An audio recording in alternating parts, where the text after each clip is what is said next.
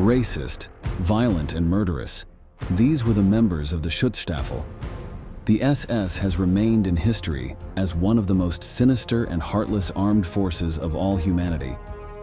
These men formed a Nazi paramilitary organization during World War II, initially formed as Hitler's personal bodyguard.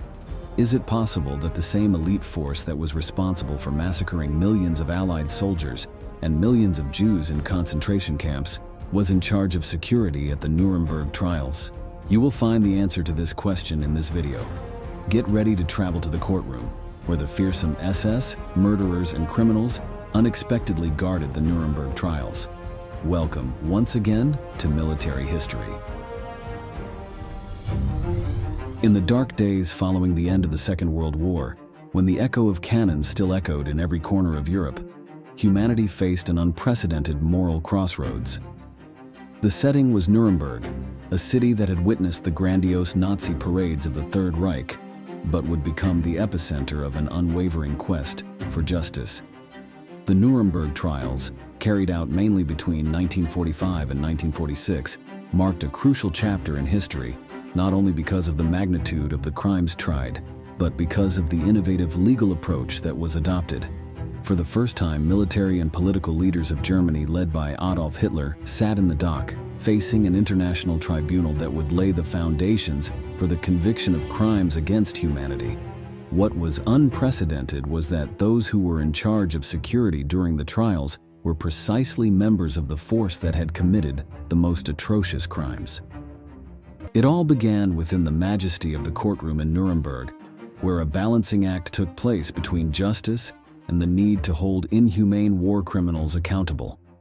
Among the Nazis judged most prominent were Hermann Göring, one of the key architects of the Third Reich regime, and Rudolf Hess, the Führer's lieutenant. Other notorious leaders, such as Joachim von Ribbentrop and Julius Streicher, were also among the accused, each representing key cogs in the machinery of National Socialist barbarism. The testimonies echoed in the room, from the horrors of concentration camps to the devastation of entire cities. Each of the statements revealed the colossal scale of the crimes perpetrated. Göring, with his characteristic arrogance, attempted to justify his actions, but his words crumbled in the face of the overwhelming amount of evidence of his atrocities committed. In the same way, Rudolf Hess tried to disassociate himself from responsibility for the events, blaming mainly the Führer, in whom he placed all the Reich's directives. Die Häftlinge wurden zwar streng behandelt, aber an eine methodische Verprügelung oder schlechte Behandlung war nicht zu denken. Amid the palpable tension between the desire for justice and the need for an impartial process, the statements of the accused added elements of drama. Göring, in a moment of despair, expressed, "I lost the war, but I still retain my honor." This statement captured the sentiment felt by the Nazi leaders. Those who once believed themselves invincible and unpunished were now facing the consequences of their actions in front of an international court. The course of this trial went through legal and moral challenges. The protagonists of this legal feat were the prosecutors and defenders in court. These men confronted the Nazis by presenting unpublished documentary evidence to the world. The horrors that occurred under the totalitarian German regime came to light and shocked the members of the court. The famous opening speech of Robert H. Jackson, the chief prosecutor of the United States, resonated as a call to humanity to confront Nazi barbarity with courage and determination. Among the most notable passages, the one that condemns the actions of the Nazis stands out. The crimes that have been perpetrated by these men are so atrocious that civilization cannot tolerate their continued existence. After years of atrocities perpetrated by the Nazi regime, the world anxiously awaited the sentences that would fall on the architects of evil. Hermann Göring was one of the first to face the verdict. The verdict of the sentence echoed in the room as the commander-in-chief of the Luftwaffe, in a stripped uniform and expressionless face, received his sentence, guilty of war crimes and crimes against peace. The same ambition that had elevated him to unimaginable heights now condemned him to the gallows. Cowardly, he did not dare to face his sentence and committed suicide by ingesting a cyanide capsule the night before he was to be hanged. Hess, the Führer's second-in-command, was unable to avoid his condemnation. Despite attempting to betray his leader and wanting to collaborate with the Allies, the sentence was overwhelming: life imprisonment for carrying out Hitler's final solution.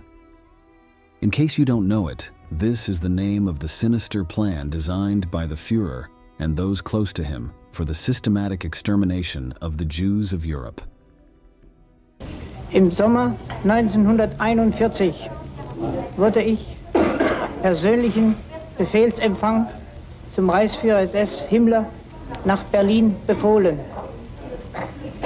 Dieser sagte mir dem Sinne nach, der Führer hat die Endlösung der Judenfrage befohlen. For its part, the sentence against Joachim von Ribbentrop, the skilled Nazi diplomat, revealed that his role in the signing of the Ribbentrop-Molotov Pact was not only diplomatic, but also generated a series of deaths. The treaty consisted of a non-aggression agreement between the USSR and Germany, which the Nazis ended up betraying. For that reason, he was sentenced to hanging. His exceptional manipulation skills, which positioned him as a fundamental man of the Reich, could not alter the inexorable course of justice. Julius Streicher, the infamous anti-Semitic propagandist, faced the reading of his sentence with a defiant countenance. His poisonous rhetoric had turned him into a moral architect of the murderous barbarity of National Socialism, making him one of those fundamentally responsible for Nazi racism. The judges understood that words can be weapons as lethal as gas chambers, so they sentenced him to death by hanging. Another of the main architects of the final solution, Heinrich Himmler, did not face the court due to his suicide, but the ramifications of his crimes were present in each sentence. The condemnation of his subordinates, such as Ernst Kaltenbrunner, head of the Gestapo, underlined the brutality of his actions and forever buried his family in memory. Kaltenbrunner faced hanging for war crimes and crimes against humanity. These sentences marked the end of a dark era and the beginning of a world that steadfastly refused to forget what had happened. The announcement of the Nuremberg sentences not only echoed in the courtrooms, but reverberated in the collective conscience of humanity. The verdict punished individuals and established a precedent for international justice. In connection with the administration of the concentration camps, the SS embarked on a series of experiments on human beings which were performed on prisoners of war or concentration camp inmates.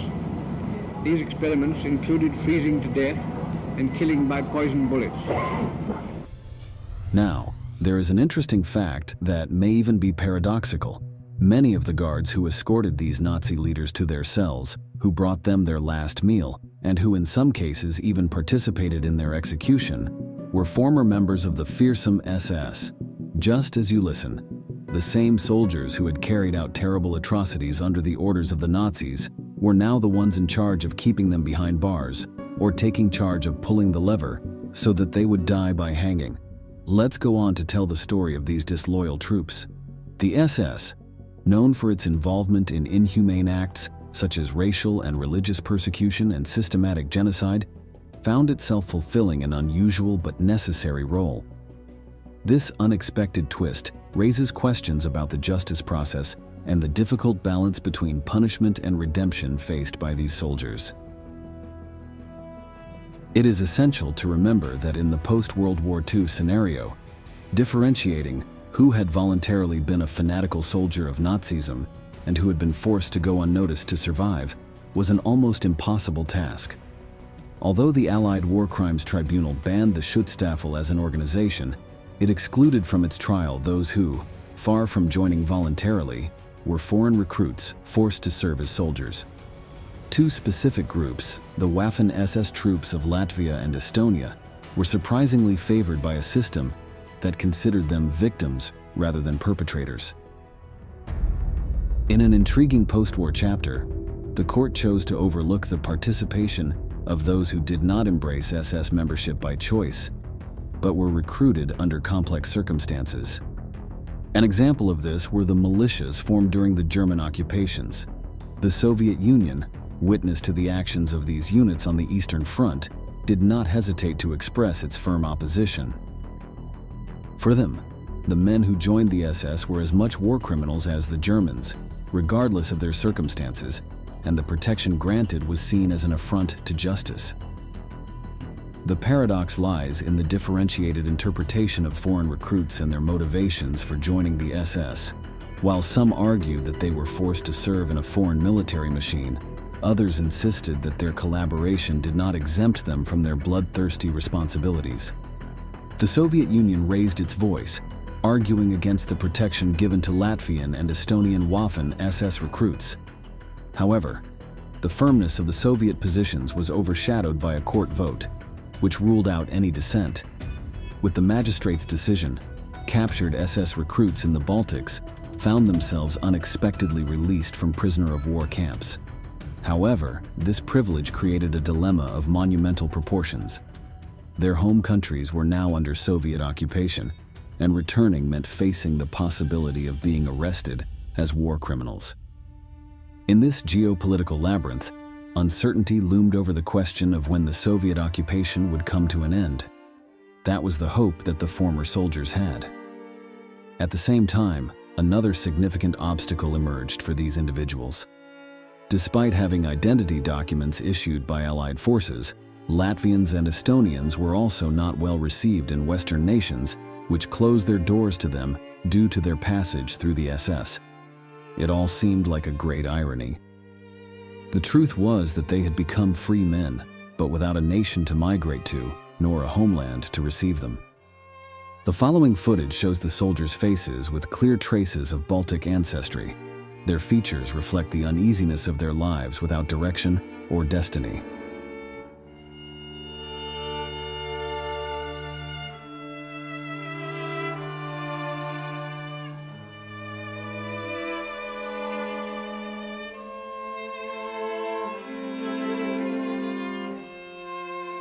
In the desolate post-war scenario, these men found themselves trapped in a limbo with no way out.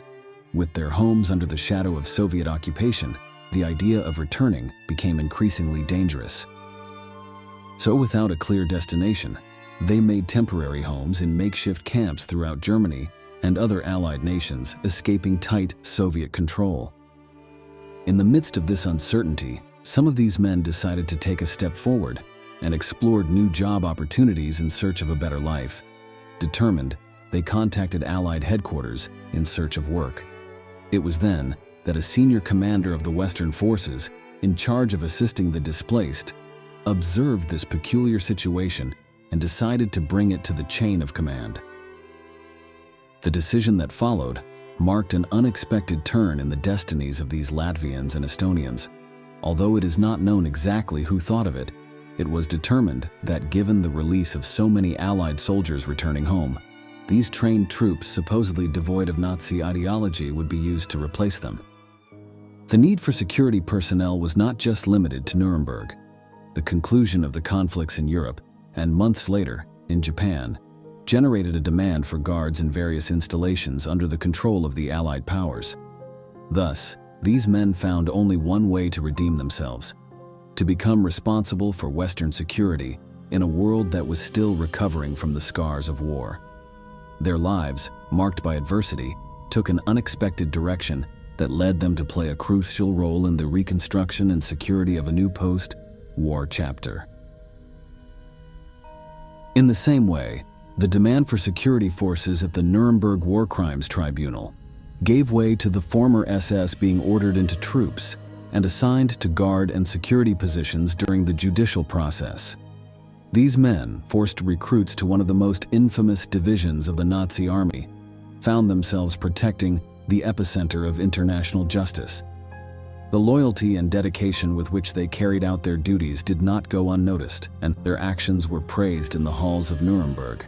The majority of Nazi leaders did not want to be touched by these soldiers, whom they considered traitors to the cause and deserved nothing more than a death sentence. And let's see some archive material. where you can see these Estonian and Latvian militiamen in action and at the service of the German troops.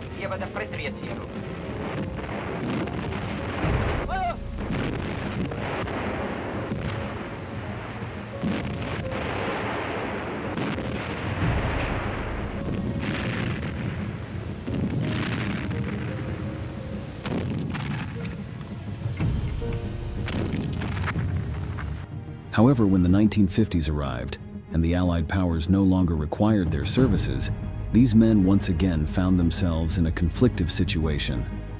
Unable to return to their homes, the soldiers wandered without a homeland until they were finally allowed legal immigration. The benefit included being welcomed by any Allied country they decided to move to, as well as being pardoned for war crimes they had committed.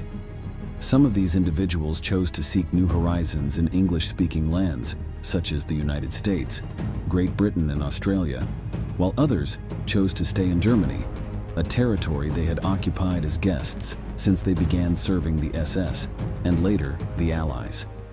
Although this seemed to be the happy ending for these soldiers, the shadows of the past emerged with the force of righteous ghosts.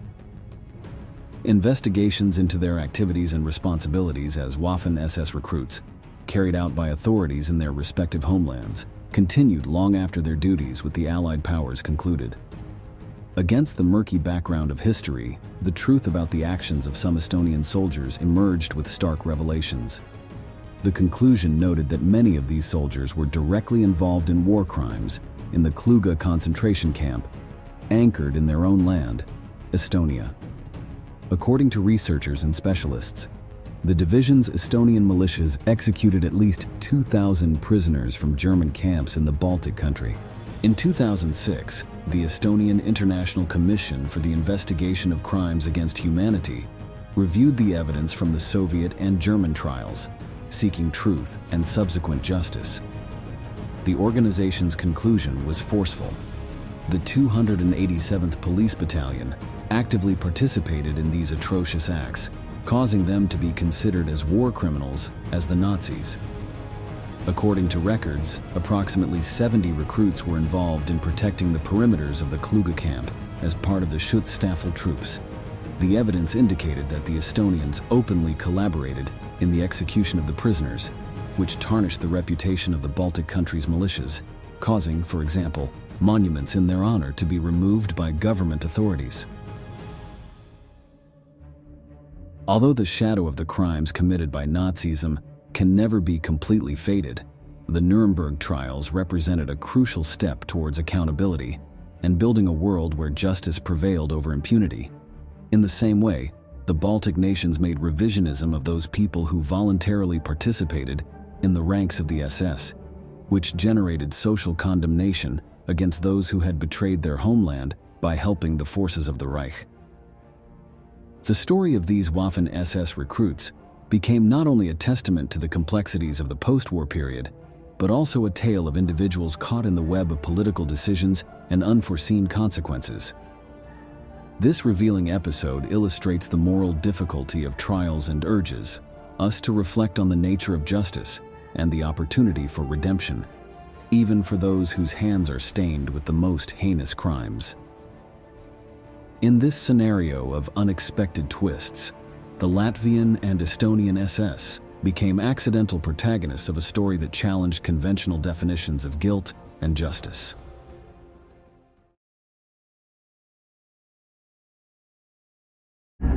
The story of the first mass shooting of the Holocaust is truly repulsive.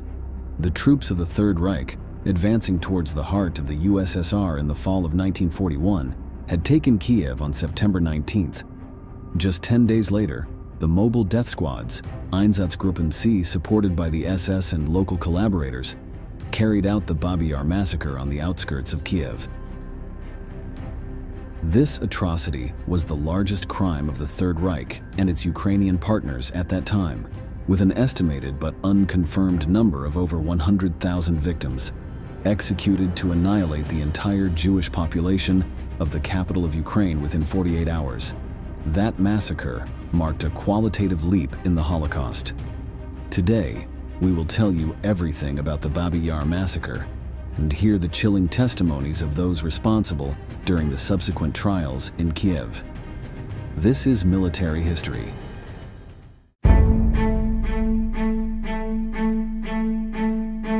Kiev, the Ukrainian capital, had been a center of anti-Semitism in Europe since ancient times. In the 19th century, Ukrainian Jews were victims of looting and lynching during the era of Tsarist Russia and were also targeted by the White Army's anger during the Russian Civil War between 1919 and 1923. With the founding of the Soviet Union and Stalin coming to power, things did not improve, as communist propaganda blamed them for the famine caused by the Holodomor between 1932 and 1934, resulting in millions of deaths. The Soviet narrative also accused them of conspiring with the Third Reich when the Germans invaded the USSR in 1941, as absurd as it sounds, since they were supposedly the cause of the German invasion. On September 19, 1941, German forces entered the city of Kiev. Like much of the Ukrainian territory occupied by the Germans, the city was incorporated into the Reichskommissariat Ukraine, established on September 1st. When the Wehrmacht marched into Kiev on September 26, 1941, after a bloody battle against the Red Army, the anti-Semitic atmosphere was already extremely heated. First, due to previous Marxist propaganda, and second, because of the thousands of Ukrainian nationalists who accused the Jews of being accomplices of Russian communism and, consequently, guilty of all the evils Ukraine had suffered at the hands of Stalin. If this were not enough, the German invaders were even more racist than the local population, who welcomed them by throwing flowers and applauding, creating a cocktail of hatred that would turn into tragedy. From the moment the German army took control of Kiev, numerous Ukrainian nationalists attacked or jeered at the city's Jews, forcing them to undergo public humiliations, demonstrating that the threat was not only German. However, during the first week of the Nazi occupation in Kiev, something happened that would lead to tragedy. Two large and unexpected explosions destroyed the German headquarters and the areas surrounding the main street in the city center. A significant number of German soldiers and officers died as a result of the explosions. Although these were caused by mines left by the Soviets in their retreat, the Germans blamed the Jews and used that sabotage as a pretext to implement a plan to annihilate the remaining Jewish community. In Kiev, Babi Yar, or Grandmother's Ravine, was the location chosen by the Allgemeine SS for the mass extermination. As a secluded and discreet place on the outskirts of the capital, right next to a psychiatric hospital and a prison, it was perfect for killing thousands of people and making their bodies disappear into the depths of those wide, natural gorges. The most sinister part is that the victims had to dig their own graves.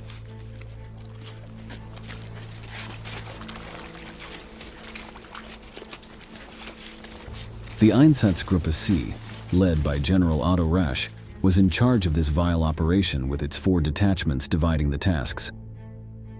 Sonderkommando 4A and 4B would gather the urban Jewish population of Kiev to take them to the ravines, while Einsatzkommando 5 and 6 would carry out the shootings through successive volleys.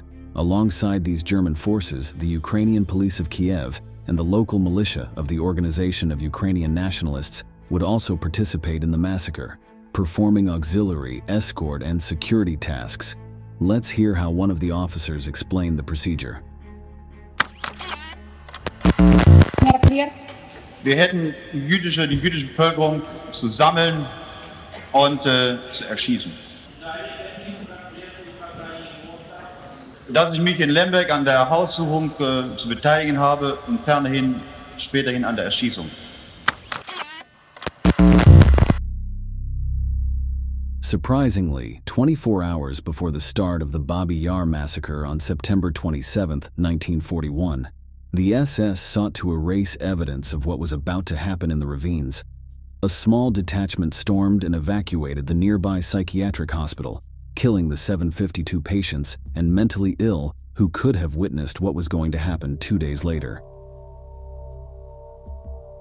Meanwhile, on the following day, it was announced through a series of posters hung throughout the city of Kiev with the message, "All Jews residing in Kiev and its surroundings must present themselves tomorrow Monday, at 8 in the morning, at the corner of Melnikovsky and Doktorov streets.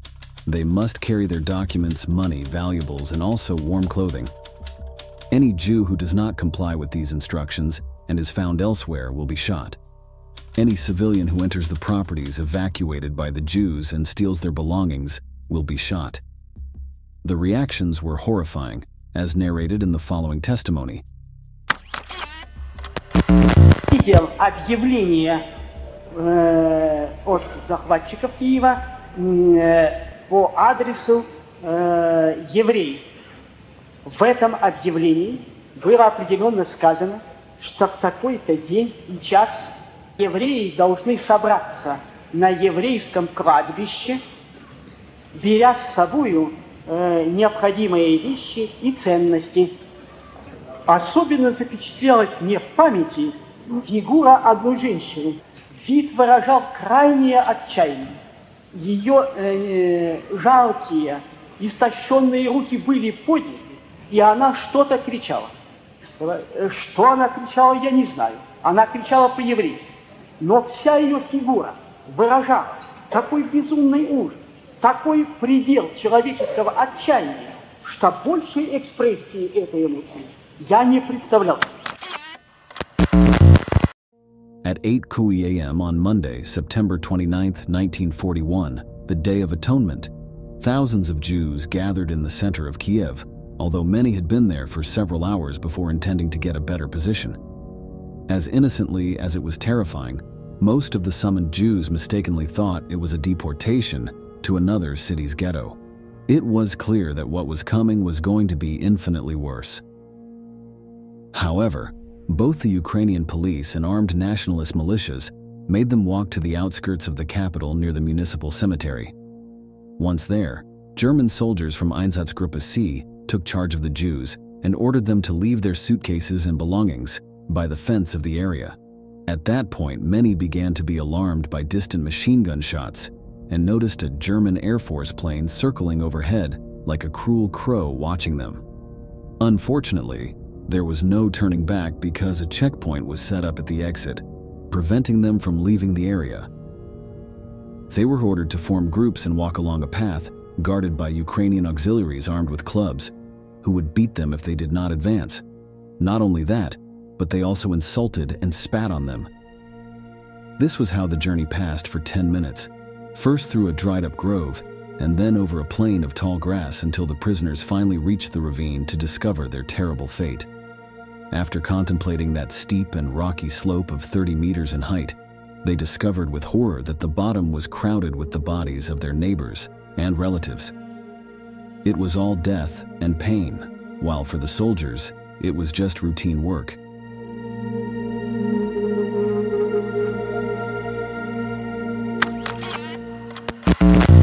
Die Erschießung ging wie folgt vor. Es wurden ungefähr 45 bis 50 Personen abgeteilt und zum Graben geführt. Sie wurden bis dicht an den Graben herangeführt, mussten sich mit dem Gesicht aufstellen und wurden so erschossen. Next, the victims were forced to undress, with many pleading or embracing each other to say their goodbyes, before German soldiers fired a volley that made their lifeless bodies fall rolling onto the rest of the murdered. Officers approached to finish off the wounded, but later, to save ammunition, they began to throw dirt on them between layers of corpses so that the dying would ultimately suffocate amidst the dead and the soil. In just 48 hours, on September 29 and 30, 1941, Nazi forces alongside local collaborators killed about 33,700 Jews. This was how the Babi Yar massacre entered history in a sinister way, being one of the first steps towards Hitler's final solution. In this massacre, neither women nor children nor the elderly were spared, as recounted by one of the cruel executioners. Die Eltern mussten sich in die Grube hinlegen mit dem Gesicht nach unten und wurden so erschossen. Die Kinder rissen die Männer aus den Armen ihrer Mütter und erschossen sie in ihren eigenen Händen. Die Erschießenden waren meistenteils besoffen. Die erschossen sie in ihren Händen und warfen sie in den Graben. Das habe ich nicht gesehen. This massacre would not be the only one committed at Babi Yar.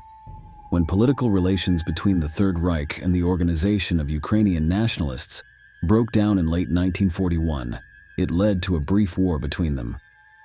In that conflict, the Germans captured 621 fighters from their former Ukrainian allies who were shot in the infamous ravine.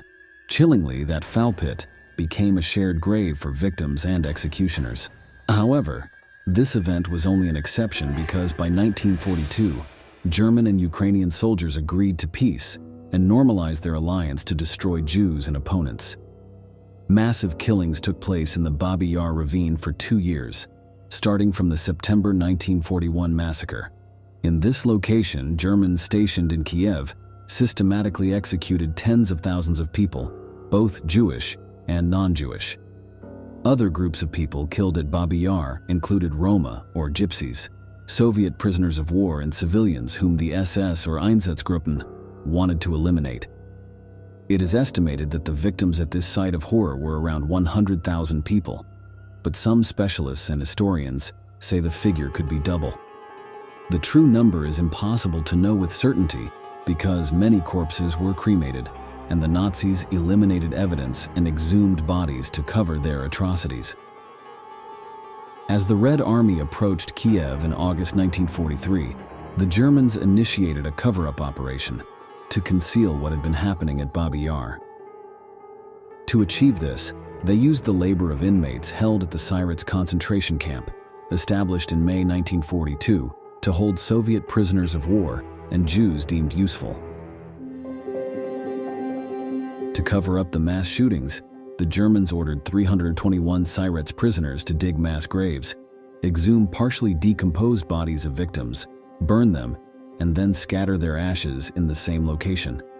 The process was torturous and inhumane, and most tragically, at the end of the work, the reward was to be executed and discarded alongside the victims in that accursed ravine. Killings there continued until the fall of 1943, just a few days before the Soviets regained control of Kiev on November 6th. The Nazis and their Ukrainian collaborators did an efficient job trying to hide what had happened, but a few survivors managed to escape and go into hiding. Their survival was crucial as they could testify to these crimes before Soviet and American authorities to ensure these crimes did not go unpunished. After the war, several SS commanders who had planned and supervised the massacre were arrested and tried. Paul Blobel, the overall commander of the SS unit responsible for the massacre, was sentenced to death in the subsequent Nuremberg Trials against the Einsatzgruppen and was hanged on June 7, 1951, in Landsberg prison. Otto Rasch was also charged in the Einsatzgruppen trial, but his case was suspended for health reasons, and he died in prison in 1948. Erich Koch, who had been Reichskommissar of Ukraine at that time, was tried and sentenced to death by a Polish court for his atrocities in occupied Poland, but was never tried for his crimes in Ukraine. His death sentence was commuted to life imprisonment, and he died in prison in 1986. Tana Pronicheva, a Jewish survivor of the September massacre, testified in a Soviet court against the Ukrainian officers who had executed the massacre. In one of her written testimonies after the war, Pronicheva described what she saw at Babi Yar. "Every time I saw a new group of men and women, old and young, being forced to undress, they were all taken to an open pit where they were shot with machine guns. Then another group was brought. I witnessed this horror with my own eyes. Although I wasn't standing near the pit, the terrible screams of people in a state of panic and the soft voices of children shouting, 'Mother, Mother,' reached me." If her writing seemed chilling, even more terrible is hearing how she survived in the first person. Нас повели к этой же песчаной двери, стали всех расстреливать. Я закрыла глаза, сжала кулаки, напрягла все мускулы и бросилась вниз до выстрела. Но я упала на трупы, благополучно, не расстрелянная. Через некоторое время, когда стрельба умолкла, я услыхала, что немцы спускаются вниз в Яр и расстреливает всех стонущих. Они присвечивали фонариками и достреливали всех. Я лежала тихо, не шевелясь, боясь выдать себя. Later, Pronosheva was buried alive, but managed to surface and escape in the darkness, while the Nazis were busy shooting a new group of Jews. In January 1946, thanks to these trials and testimonies like Pronocheva's, 15 former members of the German police were tried in Kiev for the crimes committed at Babi Yar. 12 of them were sentenced to death, and the other 3 received harsh prison sentences. The ones sentenced to death were publicly hanged in Kiev City Square on January 29, 1946. Ukrainians decided to leave archival material of the moment, ensuring it remained recorded in the nation's memory. За зверское истребление мирных советских граждан и военнопленных, за разрушение городов и сел, за угон в рабство населения советской Украины. Военный трибунал приговорил к смертной казни через повешение. Товарищ комендант, приведите приговор в исполнение.